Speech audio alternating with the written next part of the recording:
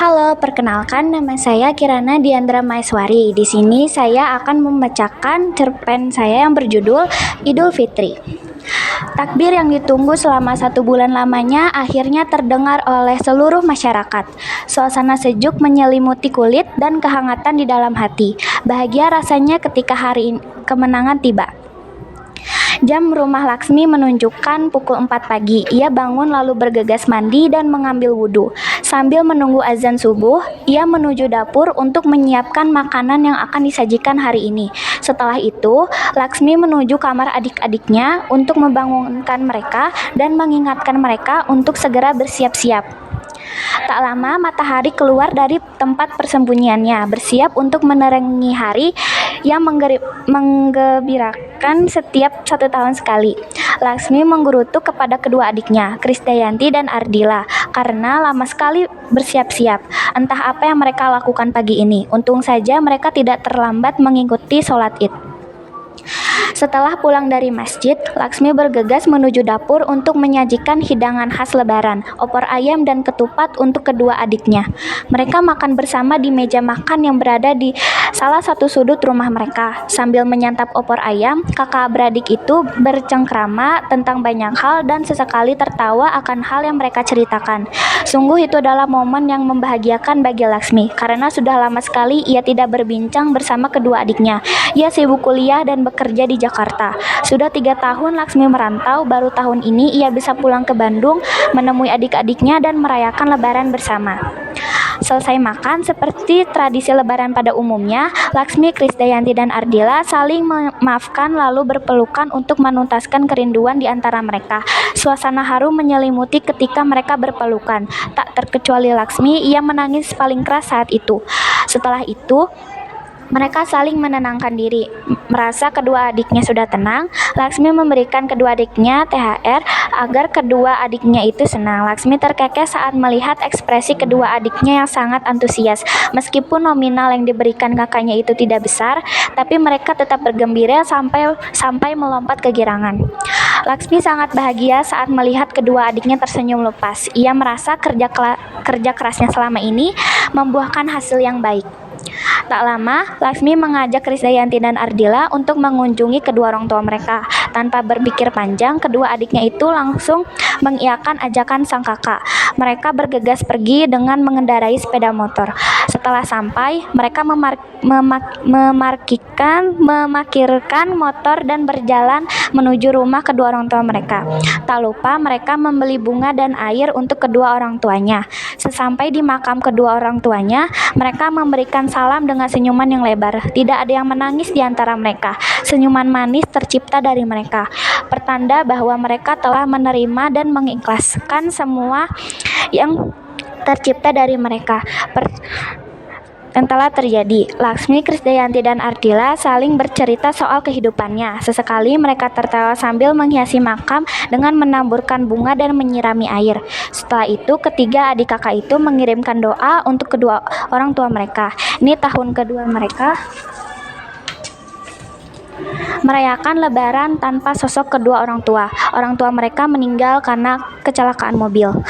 Setelah merasa puas melepas rindu dengan orang tuanya, mereka berpamitan pulang dan bergegas menuju parkiran motor. Di parkiran motor, Laksmi berkata bahwa ia ingin mengajak Krisdayanti dan Ardila untuk bersilaturahmi ke rumah tante dan om mereka. Mendengar hal itu, kedua adiknya tersenyum dan mengangguk setuju. Dengan cepat, mereka menancapkan gas dan pergi meninggalkan parkiran pemakaman tersebut. Kebetulan, rumah om dan tante mereka tidak terlalu jauh dari pemakaman yang tadi mereka datangi. Hanya memerlukan waktu 15 menit perjalanan, akhirnya mereka tiba di kediaman om dan tantenya. Motor terparkir rapi di pekarangan rumah. Ketiga kakak beradik itu berjalan sampai di depan pintu. Laksmi mengetuk pintu dan ramah memberikan salam. Akhirnya terdengar seseorang membukakan pintu. Ketika pintu terbuka, terlihat sosok parubaya tersenyum memperlihatkan deretan gigi yang rapi hingga timbul kerutan di wajahnya. Itu adalah Tante Airin, adik dari ibu mereka. Di sebelahnya terlihat suami Tante Airin, yaitu Om Bagus. Mereka menyambut hangat ketiga keponakannya itu dengan memberikan pelukan hangat. Setelah mempersilakan masuk, Tante Airin menyuguhkan camilan untuk keponakannya. Sambil menyantap makanan yang dihidangkan, mereka membicarakan banyak hal.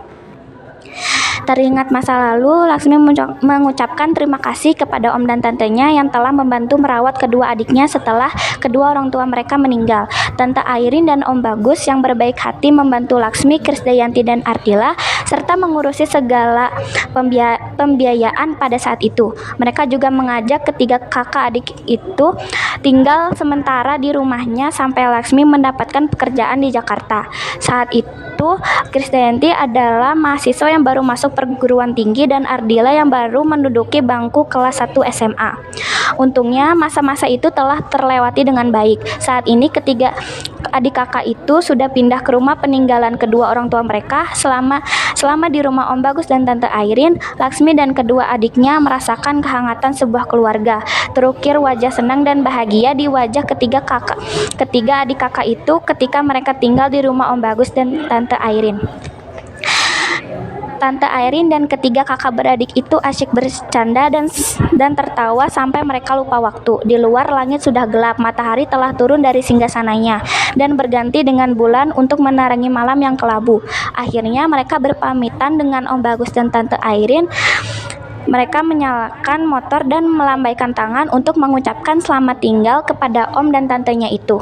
Menancapkan gas, motor itu melaju menuju ke rumah mereka. Sesampainya di rumah, mereka menghela nafas dan bersandar di sofa ruang tengah untuk mengistirahatkan badan mereka sejenak. Laksmi merasa kepalanya sedikit pusing. Ia beranjak ke kamarnya untuk tidur sebentar. Saat membuka mata, Laksmi menengok ke sekelilingnya. Ia mengamati keadaan di sekitar, lalu menyadari bahwa ini bukanlah kamar tempatnya tertidur tadi. Ia melihat banyak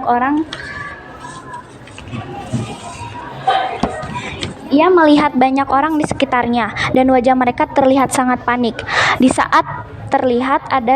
sana terlihat ada Tante Airin, Om Bagus, Krisdayanti, dan Ardila yang menangis sambil menatap Laksmi. Ternyata Laksmi sudah tidak sadarkan diri selama 3 hari. Selain mereka, ada perawat dan dokter yang sedang berusaha menyelamatkan nyawa Laksmi. Tapi semuanya sudah terlambat. Mesin besar yang tepat berada di samping kasur Laksmi mengeluarkan suara nyaring yang menandakan bahwa pasien sudah dinyatakan meninggal dunia. Ternyata 2 pekan sebelum Lebaran, Laksmi dilarikan ke rumah sakit karena menderita penyakit jantung koroner. Laksmi ternyata sudah lama menyembunyikan penyakitnya itu dari keluarganya. Ketika Laksmi sampai di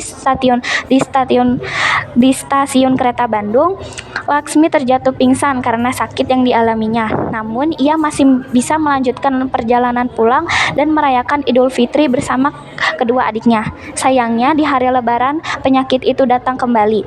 Sayangnya kali ini tubuh Laksmi tidak mampu melawan penyakit itu karena sakit yang dialaminya sudah parah. Laksmi telah tiba di akhir hayatnya. Senyuman tergurat di wajah Laksmi karena sempat berjumpa dengan orang-orang terkasihnya. Laksmi bersyukur karena di akhir hidupnya ia dikelilingi oleh orang-orang berharga yang pernah ia miliki seumur hidupnya. Sekian, terima kasih.